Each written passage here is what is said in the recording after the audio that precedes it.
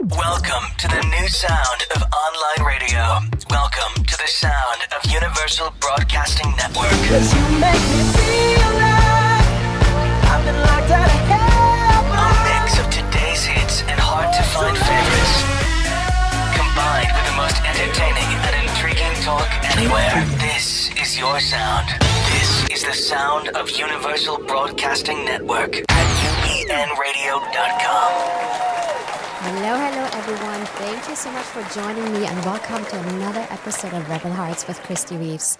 I'm so excited about today's show, and we're going to have so much fun and provide you with so much information and empowerment, because Rebel Hearts, it's all about inspiring you to become the change you want to see in the world.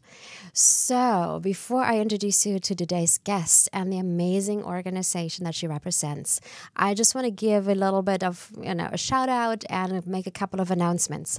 As you know, KristieReeves.com is up. We have the Rebel Hearts library, so hop on over there, sign up for our newsletter.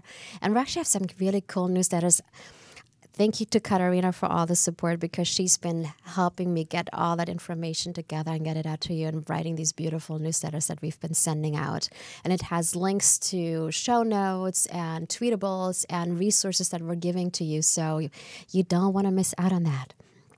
And then I also want to say thank you so much, because earlier this year we were having a swag bag contest on the show, and we had amazing sponsors. And if you know me, I only promote people and companies that are absolutely in integrity and are doing good in the world.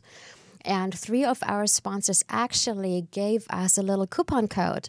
So if you want to place an order with them, you're actually getting a discount if you choose to order it through the Rebel site. So Sun Warrior, we had Sun Warrior protein powder, and it's vegan, organic, gluten-free, love their products. And if you go to sunwarrior.com, enter promo code WarriorSave and get 15% off plus free shipping. Bestow It All. It's a candle company actually based here in Venice Beach, California. It's handmade coconut and soy oils with essential oils, super clean, super pure, handmade. And if you enter the code REBEL, REBL, you will get 15% off their order. And then the third company who was part of our swag bag contest is Bodega Organica. And they have amazing body care products. And everything is grown organically or fair trade and wild grown. And it's literally farm to bottle. It's like super, super pure products. And again, we have the code REBEL, so you get 10% at checkout. So check them out. I know the holidays are coming up. If you're looking for a gift, these are some amazing companies I absolutely love and that are doing good in the world. And Bestow It All, by the way, is also donating part of their proceeds to the Venice art community, helping emerging artists and specific programs. So we're actually going to do good by supporting them over here. So let me tell you about what's going to happen in today's show. We're welcoming Maikiko James, and she's representing women in film. And let me tell you a little bit about women in film over here. Women in Film advocates for and advances the careers of women working in the screen industry to achieve parity and transform culture. Founded in 1973, Women in Film supports all women working in film, TV, and digital media, from emerging to advanced career. The distinguished programs include mentoring, speaker and screening series, production training programs, writing labs, film finishing funds, legal aid, and an annual financing intensive. They advocate for gender parity through research, media campaigns, and Reframe, a collaboration with Sundance Institute. Women in Film honors the achievements of women in Hollywood through their legacy series, annual Emmy and Oscar parties, and their signature events, the Crystal and Lucy Awards. And I've been a member in their organization for several years now, and I'm so honored to have Maikiko James on today's show. So let us welcome her. Hi, Maikiko. Thank you. Thank you so much for taking the time to join us. Yeah, absolutely. I actually would love to start where it all started with Women in Film, because you were just saying Women in Film has been around for 44 years, and it was founded by Titchy Wilkerson Miles, who was a publisher at The Hollywood Reporter at that time. Yeah. So what was the story behind founding Women in Film? You know, it's interesting. We find ourselves here 44 years later, but I think the story in both good and bad ways, resonates very strongly today. Tichy, along with 8 of her colleagues, including Nancy Malone, were there to support one another, but didn't really know of any structured network with which they could do that besides just their friendship and their, professional relationships. But women in the 70s needed each other's support and resources as they do now. And so they started this organization really as a place to empower each other to advance their careers in Hollywood. A lot of them were working in publishing and PR, understanding that it is a show business, right? And that women in the business need more support and resources, being that it has kind of always been a man's world. But realizing that they were so powerful and influential in and of themselves, that they could do more to support a lot of women if they came together and gave themselves the infrastructure with which to do that. So earlier on in the organization, they did want to help younger women, new women to the industry, realize you can find your feet, even though often in Hollywood it seems like it's a numbers game. The odds are against you. It's really hard to find success, and all of that is sadly still true. But I think what we're learning now, especially in light of today, is that if you have community and if you have a collective, it is so much better, and we have to support each other. The arts aren't strictly for men.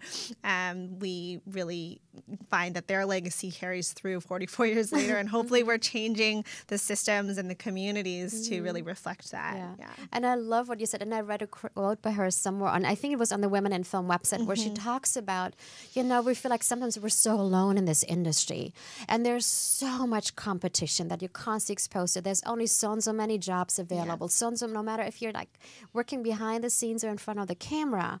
And her big inspiration or thought was, you're not alone. There are people over there who have the same vision or the same mission or the same passion, and let's all come together. Absolutely. Yeah. And that's still the mission. And I think what we hope changing is the idea of having only one seat at the table. If there's a table of 12, be it in a writer's room or in a boardroom, usually, if we're lucky, there's one woman. But now I think the sea change is that there have to be at least half of the seats available for women and people of color and queer people and anyone else who's been underrepresented for so long, or else we find ourselves in situations like we find ourselves today, where lots of behaviors and kind of generally accepted negative things that are happening to so many people go on in an ongoing way. And I think Tichy was really visionary in her leadership, and it carries over to the leadership of women in film today, that we have to change that dynamic. Yeah, and I love that. I love what you've been doing with women in film. So when Women in Film first started out, what were some of the things that were some of the beginning programs, the beginning steps they were doing? I think they've always had a focus on education. I think obviously the organization has grown. They've always believed in mentoring. They've always believed in supporting women financially. I think there were seed programs that started that really have blossomed into kind of what they are today. But it's always been a very small organization. So from carrying on the legacy of mentoring to today, to have like maybe one-on-one type mentoring programs have now flowered into what we call mentoring circles, which are circles of women, up to 7 or 8 women, that collectively can gather not just from their executive mentors, but learn from each other and really have a peer group, again, creating a sense of community, so you're not just in it alone. And also, I think something that's important to acknowledge is I think mentors were really feeling the pressure even 40 years ago to like carry their one mentee through the system and process, but understanding now, like, it takes a village, right, as we know. And so it's nice to have mentors, but it's also nice to have a group of women who have your back. So that's definitely one of them. We have our film finishing fund, which has been around for many years, and that's so important because, again, the financial part of this business is the most crucial and yet the most mysterious for so many women. How do you access financing? How do you find good producers? Who is there to support you in learning these things? Even I have many friends that got their MFAs in producing, and they're like, we had to learn on the ground, right? The classes don't really specify when I need money, how I get it. And I think women are also trained to not ask. And I think that was a vision from early on in the organization to now. We really are excited to support new female filmmakers filmmakers around the world, not just based in the United States. And we've been recently given a grant from Stella Artois to support at a magnitude that we haven't been able to for especially socially minded films around issues of water and environment. And it's been really exciting to see that kind of open up as well, to see corporations and people who maybe are removed from the industry realize how important media is and really wanting to support women to go further. And it's so interesting. I love the film finishing funds that you're offering, supporting female filmmakers to actually get their projects out, because I've done some research on, and the numbers game is still like 20% of the film finishing funds go to female directors and 80% to male directors. And I know Alison Bida, who's also a dear friend of mine, we did a movie together, and she's a member of Women in Film. She actually wrote me the reference letter for my acceptance. And she works a lot in British Columbia. She goes back and forth between LA and Vancouver. And she said British Columbia is having a film finishing funds for filmmakers. And right now it's, I think, about 75 for male filmmakers, 25 for women. And they came up with that program. And she's like, and they thought it was revolutionary that by 2026 or something, they were going to go to a 60-40. And I'm like, that's 9 years. Equality, right? I'm like, that's a long time. Yes. It's, I mean, that's that, even thinking about the fact that other countries subsidize their funding, subsidize filmmaking and art making, and the United States doesn't. I mean, we should talk about when you refer to film finishing funds in Canada or the UK. Yes, the government is providing that money, and we don't have a system like that here in the States. And so women in film and small pockets like us are the only ones that are available. And so, you rely so much on amazing organizations like Sundance and other organizations that help women, like Women Make Movies and the Fledgling Fund. But it's so rare and hard still, I think, for women to feel supported in this. And even our grants that we offer are very small.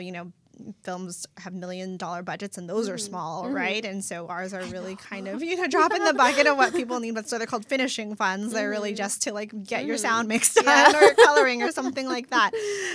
But it is an uphill climb to recognize also that media does play such an important role in our culture. And so at least half of it should be made by half of the population, right? Yes, women really should have a fair shot at the game. But that is, I think, a psychology that we all have to participate in changing. I think the Film Finishing Fund is just one small way, one practical way that we do that, right? Get your movie finished. And something that we've learned, through research is that usually it's the second film that's the hardest for female filmmakers to make. And Sundance has recently launched their programming to help women move past that hurdle of the first film into their second. And Women in Film is really now focusing on how do we help catalyze the careers of women who have had, a modicum of success, right? They have a darling film at a festival, or they're getting a lot of acclaim or notoriety based on a short or some commercial direction. And yet the hurdle still exists there, right? And you can't, because your name wasn't already in a pot or isn't on the list that's always recurring of the same 10 men that get circulated over and over again. How do you get women in there? Now is really the time where any way that we can help advance their notoriety and get them the best calling cards they can and just get their names in the mix. That's really in the Film Finishing Fund is a small part of that. So that's amazing. And you've been doing a lot of work with Sundance. Share a little bit more about Women in Film and its collaboration with the Sundance Film Institute. Absolutely. I can't speak highly enough of just kind of the work that organization has done. We work very closely with Carrie Putnam, who's their executive director. She's on our board. And we've been doing research with them for over 5 years now to explore what is happening to the careers of women. And we luckily have access to their data, which I think is pretty indicative of the independent film scene. It's hard to talk about because it's so stark, one, we needed the research because the data wasn't out there. We didn't know the numbers of what was happening, but we did know there are so few women filmmakers gaining any type of monetary success. So we've learned early on that the pipeline really starts in film school, even those who have access to film school is a limited number. from film school, which is evidently 50% women, you move into the independent world, festivals, and that circuit. It goes to around 20 to 24% female creators. And then to the mainstream studio world, anywhere, any given year, between 2 and 4% of directors are women. And that number is still in 2017, 2018 now. Like, that's staggering, very bleak statistic. And it's our collaboration with Sundance, which has helped expose this, and I really think catalyze a lot of what we see happening now. So it's been a really fruitful collaboration. Some of the more, now out of the research, we're moving into the implementation. So we do a financing intensive with them every year. And they're, again, like the Film Finishing Fund, a practical event which really helps producers understand how to demystify the financing world. Because no one teaches you that in school. It's really hard to learn. And really, you do learn it is, I mean, you have to be savvy. You have to understand how to run a budget. It's important to have great line producers if you can get them. Women generally are, in this industry, I find very good with money. So, but we have to feel empowered to say that. But working with Sundance to create events like that, it's a 2-day intensive in which we connect filmmakers both to teachers and mentors on how to get their films financed. And then this last year, we implemented a speed financing situation where they got to meet actual financiers that might be interested in supporting them. And it's just the access issue. It's just realizing there's so little access to things like that. It's really just when you get to Hollywood, you think, oh, everything's great and I'm just going to meet all these people. And it's not true. There are so many walls. So. I know, because producing my own films, I work for the production company, and the projects were so amazing. It was actually scripts that were bought by Disney, and the option had expired, and we were sitting on these scripts deciding to produce them independently. And to get the money, it was just like, oh my gosh, and we had big stars attached, but still, it's like, and I think the entertainment business has been shaken a little, especially since the recession. People are a little more risk averse.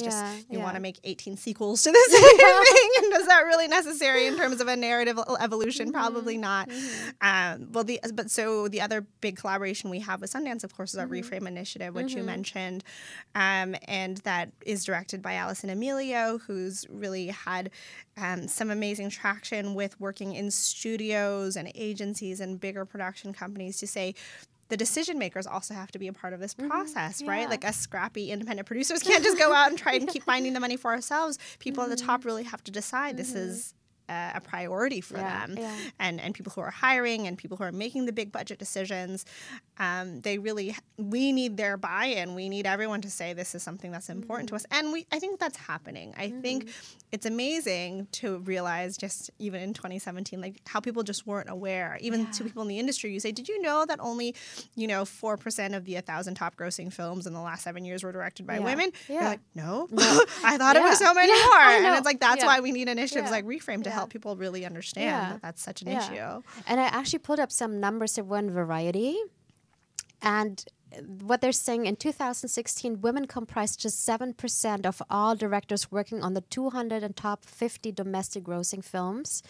13%, like women accounted for 13% of writers, 17% of executive producers, 24% of producers, 17% of editors, and 5% of cinematographers. Well, that 5% even seems high, but I guess that's true. 5%. But it seems like, and I looked at other countries as well, and it's interesting because what I'm seeing, like in the UK, it still showed like 14% of women film directors, and the rest was male. But what's really interesting, the Irish Film Board published a study where it was the other way around, where a lot of the IFB funds were actually going to Irish female filmmakers. And I was so surprised. I think, Jarvis, I even have the statistics over there where it shows, I'm like, wow, the blue is women and it's higher than men. That's fantastic. I mean, that's I'm like, wow. Here, I did mine when I was in college. I studied abroad in Dublin, and I was always so impressed by their programming. So it's good to hear that they're continuing that trend of forward thinking.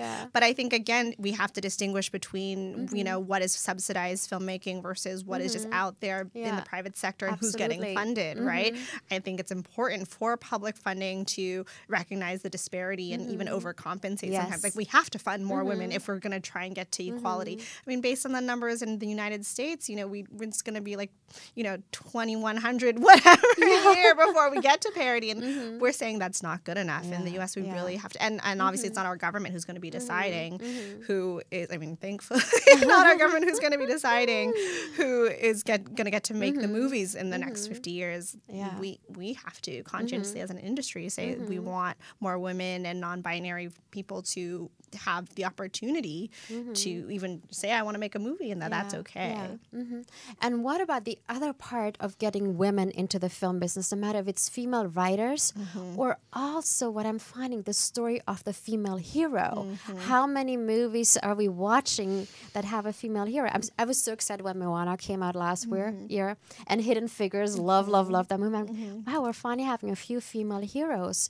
So is there something that can also be done on that side where we're encouraging more of that female leadership, or like even the amount of roles available for women? Absolutely. It also comes down to creators and decision makers, but we just wrapped our episodic writers lab with the Blacklist. It's our second year of doing this, and they've been incredible partners in really finding there's so much talent out there. That's the one thing I want to stress. People are always like, well, we can't find women, so we're just going to keep hiring men. Okay. I say this categorically. That is not true. There are so many incredibly talented women out there that write much better than many men who are writing and working right now. But it's to say that this Writers Lab, we found some really incredible TV minds, which is obviously kind of a booming field right now, but could also write features. We have our features lab that starts in February. But we need creators and story originators to be thinking about these stories as well. And I was really impressed by the number of scripts we were seeing around historical dramas, right? That there are women in history that have there's so much erasure that happens around women's history where you just don't know who the women heroes are. Not because they weren't there and not because we weren't just as critical in history and global history as men, but we don't write the history books, right? And so now it's time for us to really assert ourselves and say, no, there were the world, for better or worse, maybe might not be where it is if it weren't for so many amazing, incredible women like those we saw in Hidden Figures. So writers, I think, are really crucial. But then we also need the people to greenlight those scripts. Yes. And it really helps if those are women. And I feel like there is like this collective consciousness change that needs to happen, not just when it comes to how many women or men are being hired for the job, how many female or male scripts are being produced or funded, but like that whole rethinking of that equality, that each gender can bring their gifts to the table. Absolutely. I mean, and something we stress too, we need male allies. We need male supporters, not even allies. We need to just be collective in community together and recognize that half the population is something else. But it really comes down to how do we want our society to be, right? And sometimes it's a question of why. Like, why do we need half directors to be women? Why do we need half the writers to be women? And I guess there might be some people that say, well, we don't. It's okay that men are dictating all these stories. But I don't think that's the majority of us. I think most women I know, and even most men I know, would say, no, I want my media to reflect the world, not even that we live in, the world that we're trying to live in, right? Yes. I want my daughters and my sisters and my mothers and partners to have the same opportunity that I do. And in 2017, I really do think that is the majority of people I encounter, their mentality. But what we don't realize is that takes work. It's not just lip service, right? It's not just, of course, I believe women are equal. Would you take a pay cut for that then? It's like a legitimate question. And if you don't, well, then, you're kind of sticking with the status quo. Absolutely. So that is, you're right. It's an evolution of the way we think about the world and its structures. Yeah. It was actually interesting when I was on the plane last night coming back from Sacramento. I listened to one of Oprah's Super Soul Sundays, because I love listening to podcasts. And she had Elizabeth Gilbert on the show. And Elizabeth Gilbert was quoting Joseph Campbell. Okay. Mystic, scholar, whoever doesn't know about it, check out Joseph Campbell. He's done some really cool stuff. And he actually searched through mythology, myth, legends, fairy tales of different cultures to find out, okay, what is the common thread? And he said there was always a hero's journey. But what he has found, and I'm so glad you're talking about the female heroes that are being uncovered, what he has found that a lot of these heroes were actually male. It was always the male who was the hero in the story. And and someone actually asked him, it's like, Joseph, why do you think that is? And he's like, well, the only purpose women have is to have babies. They don't have the wound. Like the hero's journey is usually based on the wounding that the hero overcomes in their journey. And women don't have that because all they do is have babies. They're just at home with the kids. Okay, really. And I think that is that rethinking that we're talking about and looking at the female heroes of the story, like the hidden figures, the Moanas out in the world, the Joan of Arcs, the Pope Joan. Well, and it's so interesting that you bring that up because is being a mother not a heroic act? Yeah, thank you so much. Why has not been celebrated to the point of just being some war conqueror? I'm not sure that war has made our world so much better, but I think having babies keeps us moving forward. But also, I think even people who have dictated what the hero's journey is or should be have been men, right? And I think. So I've heard this analogy in women while working with women in film that say, for example, directing a movie is like being a general in an army, right? You have a crew of hundreds of people. You have to have strong leadership skills. You have to be assertive. You have to not be afraid to tell people what to do.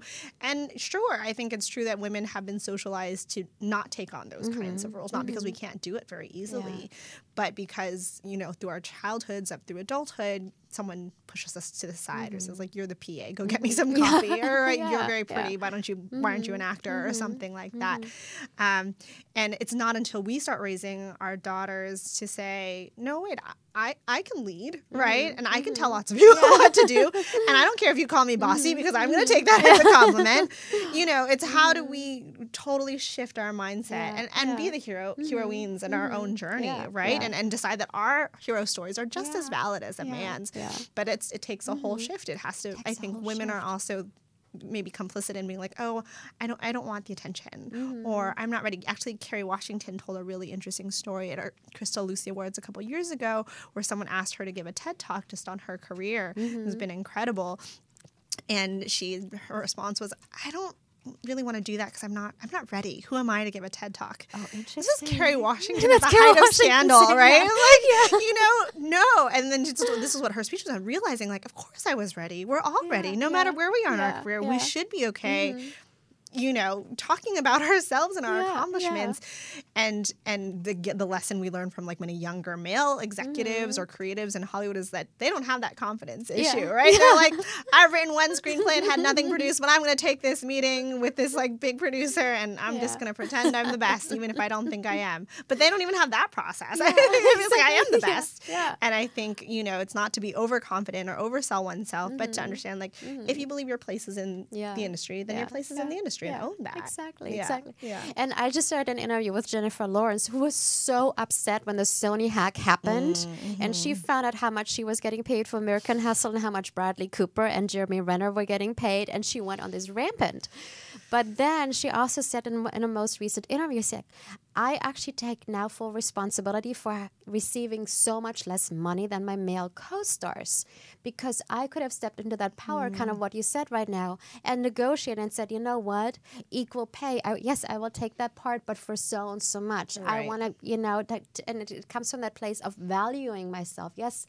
And speaking up for myself and saying, yes, I deserve equal pay. Absolutely. And going into the negotiation process. I mean, I think what is a challenge, and to be fully, candid about Hollywood, is that what would be hard for someone, and Jennifer Lawrence is a superstar, amazingly talented, really has so much going for her. Even she could have gone in there saying, I demand this, and they would have said, okay, well, we'll go with Jessica Chastain. She's not doing that. Not that Jessica Chastain is a bad example, because she really is doing a lot to advocate for women. But, with any other actress at that level who may not, quote unquote, make a scene, be what we referred to last night at our panel on sexual harassment, a pain in the ass actor, because there are hundreds of women right behind you trying to take your place who will take the lesser paycheck. And that is the moment we find ourselves in, that line of hundreds of women. We all have to decide collectively, we're not going to stand for it. We are all going to demand equal pay. We're not just going to take the job because someone else gave it up. And that's really hard, because this is our livelihood, right? It feels, a lot of times we know in Hollywood things feel desperate. If I don't take this audition, even though the casting director is a creep, or if I don't take this pay cut, I won't get seen. Who knows when my agent is going to send me out again. And all of that fear and that backward psychology, I think, affects women very deeply. Yes. And it's hard for us to get over that hurdle of there will be another shot, even if I have to make it for myself. And that's what I love, talking about the beginning of the show. We're not alone. Let's have this community. Let's get together as a collective. Right. Let's work together. Absolutely. Yeah. Before we go into the next topic, I just want to go through some of the programs you have. Sure. We talked about the film finishing funds, mentoring programs. You have something called the Legacy Series. You're doing PSA production programs, scholarships. You also have the Crystal and Lucy Awards. So tell us a little bit about the different things. Sure. Some of the other things that WIF is doing. No, it's a really fun time actually too, because we're going into New Year with even more programming and new options. We just we're in the middle of our membership drive, and we watched all these members who haven't been a part of the organization come back and be really excited and enthusiastic about. I mean, again, it's a moment for women. I think that women again are really excited to be in community with each other, and this is something that we want to synthesize. But so, as you mentioned, our Legacy Series, which really follows these women who are legacies in Hollywood. Again, speaking to our own stories and truths, we had the fantastic Cloris Leachman, who's just hilarious. I mean, again, awesome. I'm in comedy, and I think her story is so fantastic because she's, even today, like brazen and off the cuff and, just, again, an unapologetic woman. And so women like her and those who've come before in the decades before that have had careers that span over 20, 30, 40 years, which is really hard, man or woman, to have a career for this long in the industry. So we capture their stories on screen, and then we also do live in-person events with them. So that really is important to us to look back at our history and see what women have brought us here. We also, again, have our writers' labs with the Blacklist and are currently trying to figure out how we expand our writing programs because those are limited to really kind of a select few incredible writers, and we know there are many more than that. So this year we are hoping to figure out how to support creators and originators, people that wish to be showrunners, things of that nature. We also do have our production program, which is undergoing a kind of a shift. We used to focus on PSAs, which helped various nonprofits throughout Los Angeles create public service announcements that showed how they worked in the community. We still will be offering that as an option to create PSAs for nonprofits. We think that's important. We love creating those relationships. But also, women filmmakers need reels, right? Yeah, they need short content. They need to showcase any types of abilities, not just how to make a PSA. So this year we are aiming to expand that production program a little bit, and really go wider with how women can create together. And then we also have our speaker series, which is, again, we had a panel last night with Heather Graham and some incredible attorneys, Rosette Larson, who really, we think in some ways launched this movement to expose sexual harassment, to talk about important issues facing the industry. Those are every fourth Monday of the month, and they're awesome. And so and the next one will be in January. And those, we just think, again, not only a time to come learn, but a time to come be with one another. So we encourage our members, and they're open to the public as well, just to come meet each other and be not. And we say networking a lot, but networking for us really is relationship building and not being afraid of one another. Again, like not just fighting for the one seat at the table, but creating our own tables entirely of women.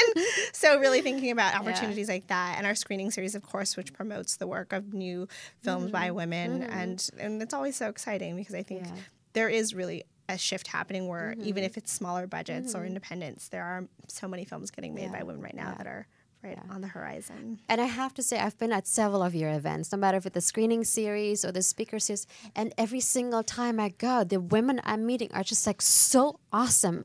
And it's the best conversations that are happening there, and supportive, and even information sharing. So it's like the energy has been so good at every single event. It's just incredible people you're attracting to these. I mean, I think our membership is, they're driven, right? And that's what you always find. I mean, especially if you're going to be in an associative organization like Women in Film, be there ready, right? And be there charged with your own passion and creativity, and that you really want to be there. And I think, I mentioned before, like it's hard to find financing because that's so opaque of a process, and it's hard to get an agent because everyone wants an agent. Like there are all these things that we're going to find that are really hard in Hollywood. The thing that's not hard is being a good person, right? And meeting people and really deciding that you want to be a part of a collective then show up, you know, and hang out and have good conversation. That is so key, I think, to a long-term career in the business. Yeah, amazing. And you have something really cool going on, or you've had it for a while, that I just want to put out a little call to action over here. Because people, in order to really increase the amount of films being made by women, scripts being written by women, we also need you guys to watch films being made by women. And you have something called 52 Films by Women. Share it really briefly with me. Sure. So this started a little over a year ago. Hashtag 52 Films by Women really was a simple idea to have people watch one film directed by a woman a week. Because if you're watching media or content, like, you probably are doing just about that. And to make an effort to tweet about it or post about it, talk about the film. I think what was interesting is in the beginning of trying to put that together, we had to go through lists, like comb through Netflix and comb through all the other platforms that are out there in which to watch film. Did any of them have lists by women? They didn't, right? So we had to kind of put them together ourselves and recommend the films ourselves. They weren't hard to find. Obviously, there are many, many films by women, but I think most of us in the mainstream will get to like 20, if that, women that are in the industry, and then women who are outside of the industry, or people that are outside of the industry, even harder pressed. Like, they don't know which films are directed by who, but probably wouldn't think, like, you can name Scorsese or Spielberg or, you know, other people that, like, are the big name directors. It's generally still always men. We know Kathleen Bigelow and so Nikki exactly. Coda. There's so many that we think are really incredible, illustrious filmmakers, and yet because their portfolios may not be big as a Coppola or whatever, they're just not in the you know, mainstream mindset. So 52 Films was really an initiative to be like, let's just be thinking about this more. Let's just be like, oh, who are the women directors? You know, like, I just remember thinking about it myself, and like, who are my favorite directors, and not having a lot of women on that list initially, even though I work at Women in Film, and just reminding myself, like, oh, right, like, I have to be more mindful that I'm, you know, pushing Ava DuVernay or you know, Gurinder Chadha, or, you know, Julie Dash. Like, these are women that make incredible films, and yet because they don't have the breadth, like, it's hard to bring them up, and that's the problem, right? Because it's not because they don't want to have the same career as Steven Spielberg, but they're not getting the money. So it's really up to us to always be watching them and reminding our friends, and also the other important part is opening weekend. It's really important to watch films by women opening weekend, because it really still dictates, even though many of us are not going to theaters anymore, it dictates a lot of how studios decide how to finance their next projects. And in box office opening weekend is a decider. Then, like with Wonder Woman, we had a campaign attached to 52 Films with Wonder Woman and Patty Jenkins. Make it the biggest opening ever. And so we can be, it's indisputable that women can direct blockbusters and have the most successful DC Universe movie of the year. Because it's not about her being a woman. Like, thank goodness she is a woman and directed Wonder Woman. But it really is just about, like, that women can make films as equally as well as men do. That's amazing. And you have a whole list that you put together that's on the Women in Film website, correct? Yes, you can still visit the 52 Films by Women page on our site, and there are actually a number of lists. So now there's no excuse. There are many more than 52 films you can watch in a year, and also watch now past a year.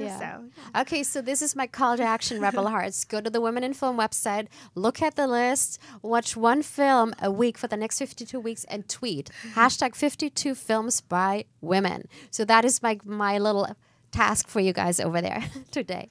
I want to shift gears a little bit over here, because we are facing something huge in Hollywood right now, and I know you had a panel about it through Women in Film last night. The sexual harassment charges, women stepping forward since the whole Harvey Weinstein thing happened several weeks ago. And I also saw that you set up a whole hotline for people to call in and receive the support. Tell me a little bit about what Women in Film is currently doing. Sure. So we are launching our helpline tomorrow, December 1st. The number will be posted on our website, and we will also send out social media posts about it. So what we know in the industry is that this is not new. Obviously, the harassment, assaults, and abuse issues are maybe as old as the industry is old. Again, we talked about the patriarchy is real. Men really still have a lot of power. But I think there was a moment, or is a moment that we're in some might even attribute it to the election and women just really, really realizing like, oh, there are so many people in power that maybe don't value my life the way that I thought I was or valued. Respect me. Exactly. That I can have even some of the most powerful person in the world talk about physically assaulting women and getting away with it. That I think a lot of us said, like, we're not going to stand for it anymore. And so we even go back further than Harvey to Rosette Larson, who I mentioned was on our panel last night, who, was an assistant at a management company and was brave enough to put forward her story online on social media without, thinking about necessarily were there other options for her, because she really felt like she had run out of options. But, there's a wave of women saying, I don't care anymore. Yeah. Fire me. I was assaulted. I was raped. I was verbally abused. Like, I think there are enough who realize now, like, who came out through the last couple of months saying, and even from before that with Bill Cosby, Yes. we're just, I don't care what happens to me. And this is what we were talking about before women really did care, because you get immediately firewalled. You won't get a job, right? In the past, before this happened, you were not protected. Yeah. The issue we talked about in terms of like the Weinstein company is there is an HR department, usually in most bigger companies, and yet HR is specifically designed to protect companies generally. And if even though employees are part of companies, it gets very gray as to how they protect you. Yeah. So why we started the helpline is because what we're hearing is that women have no idea where to report. They don't want to go to HR. They're not sure if the abuse was strong enough to be a criminal act. And even if it is a criminal act, there's so much work to be done to file a lawsuit or to sue someone or even to get a restraining order if needed. And people still want to work. So you don't want to go report someone, not have anything happen, and then also lose your job over it. So women in film, whereas before we were focused more on creative support and educational support, has been given a very gracious contribution through WME to fund actual staff position and resources to help women find out where to go next if it can't be their company.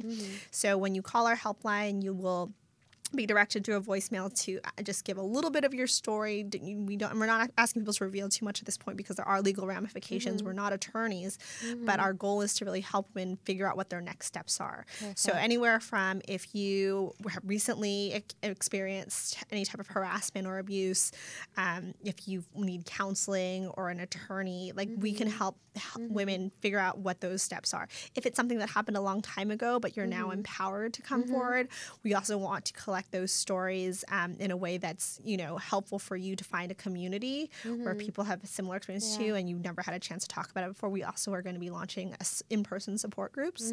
So again, using our community to be a support for each other. You're not alone. And in this moment, it's so important to stress this you're not alone part of it that Tichy was inspired by, because I think the experience of being abused or assaulted it's isolating. That's what it is. It's not sexual in nature generally. It's about power, and it's about isolating a woman or someone or men, and as we've learned in many cases now, to feel alone and powerless, right?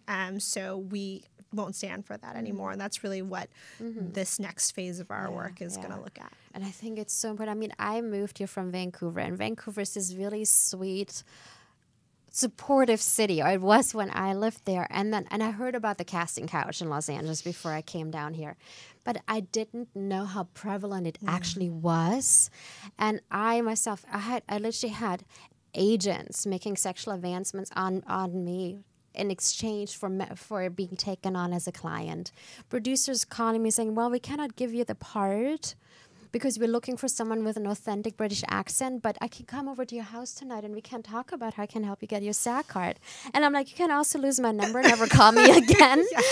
And I was in such shock. And I came here because I loved acting so much. And all I wanted to do was just be on set and act and be an artist. And it was so shocking for me to see how that whole, scheme of sexual harassment and sexual favors on movie sets in order to get even something like a SAG card, not even talking about a job.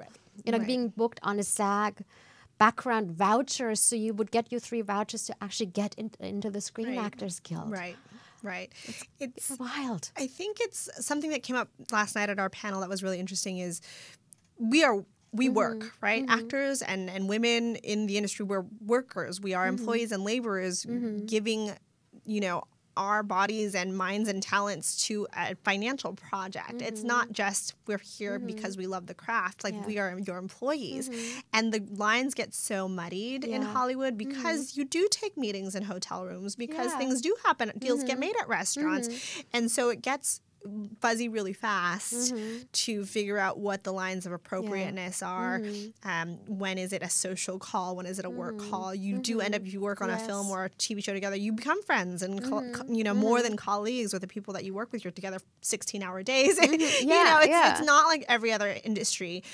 That said, I think, again, the moment now is to make sure that that's not taken advantage of. Yes. Right? And just because you maybe do, have many hours on set with people, you're not in a position where you feel like, oh, it's okay that this abuse is happening because at least I'm doing the greatest job in the world. Like, no, you're still doing a job and you have rights as a worker to do that job and be treated professionally, man, woman, non-binary, whomever you are. And that, I think that is the consciousness that's also changing, right? I deserve respect and to be treated professionally. And I want to bring something else up. I was really fortunate to be at an event a couple of months ago with Gretchen Carlson, who wrote a book, and I have it on here, called Be Fierce. And I recommend this book to everyone who's watching. And there is something that I just want to bring up really briefly because a lot of people don't know about it. And it's the non-disclosure agreements we have to sign that have a specific arbitration clause in it. And that arbitration clause actually makes you give the obvious 7th Amendment to trial by jury, which means if you're being sexually harassed at work and you have signed an NDA with the arbitration clause in it, even if you step forward because of sexual harassment, it is not going to go to trial. It's not going to go to court. Most of the time, the employer wins, not the employee who files the harassment.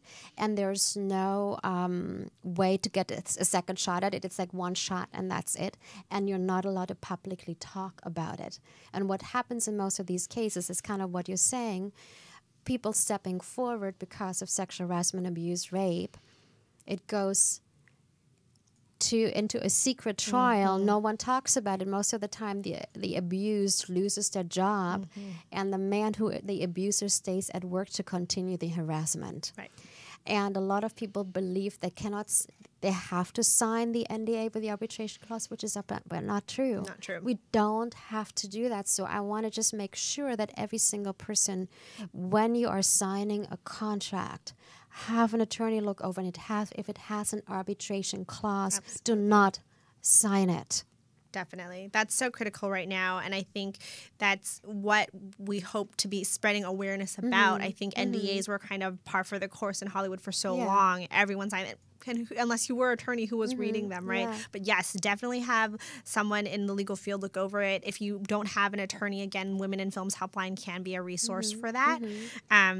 But the other thing about NDAs we should mention is that if things get to a point of criminality or where you feel like you have been violated to a point where you would report otherwise to the police or something like that, the NDAs are, again, case by case basis, but you should have an attorney, even if you signed one, have an attorney hear your document it and understand where you're coming from right away, because we don't need to defend people that are violating to this magnitude. And NDAs shouldn't protect them. And I think we are in the moment where that's true. So even if you have ones now that you're concerned about, make sure you have an attorney look at it. And if you're experiencing assault or have experienced assault, make sure that someone is on your side to helping you to determine what your recourse is. Yeah, because I think that's the biggest thing why women have not been able to step forward. And a lot of women who are stepping forward right now, they're actually breaking their NDAs. Yes. And I think that's been the biggest issue right now, where, that's the reason why there's been so many payoffs when it comes to sexual harassment. Let's give you $20 million and you'll be quiet and no one will talk about it, because you're not going to win anyway because you signed the NDA. Yeah. No, it's huge. And that awareness needs to be built. And I hope from this moment forward, women and anyone who's asked to sign an NDA recognize that that's your power. You are the talent, or whomever you are. You're their employee. They need you for the project. Yeah. Make sure you're protected. Yeah. Thank you so much, Maikiko.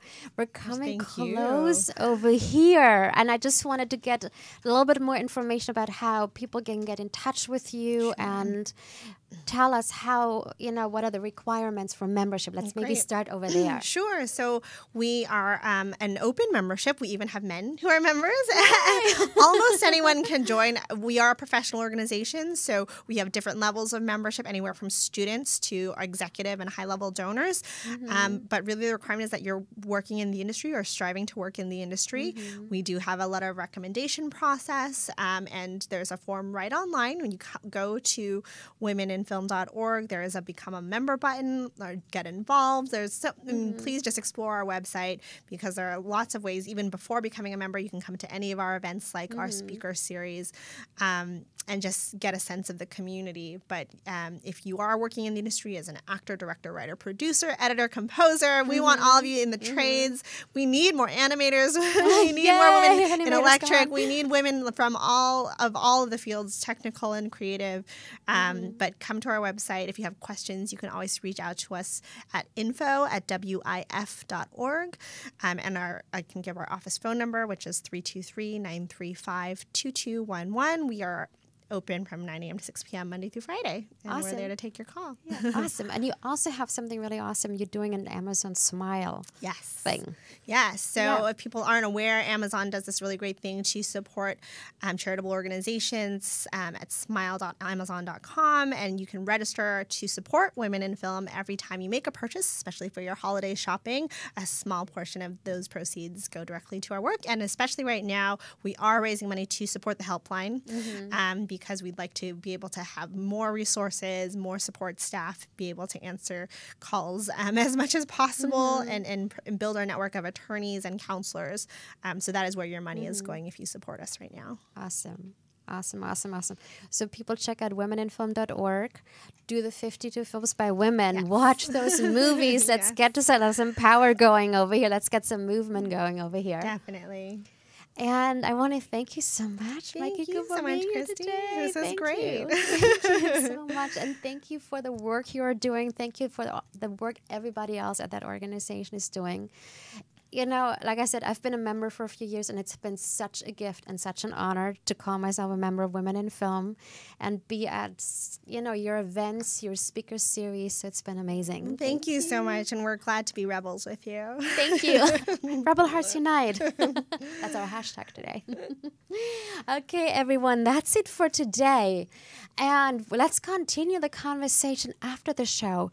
Go to our YouTube channel, leave us a comment over there. Let us know how today's show inspired you. Maybe even let us know if you watched some of the movies, so 52 films by women on today's show. And as always, we want to spread the awareness of what we're talking about, like from inspiration to empowerment, and even especially what's happening with the sexual harassment. So please share the show with your friends, post it on your social media, and leave us a 5-star ratings and reviews on iTunes, because that will help us get the message out into the world. I thank you so much for joining us today. We will see you again next Wednesday, 3 p.m. Pacific, and remember to rebel on. Shows that make you laugh. Shows that make you think. Music that moves you. It can only be one place. Universal Broadcasting Network. Tune in at ubnradio.com.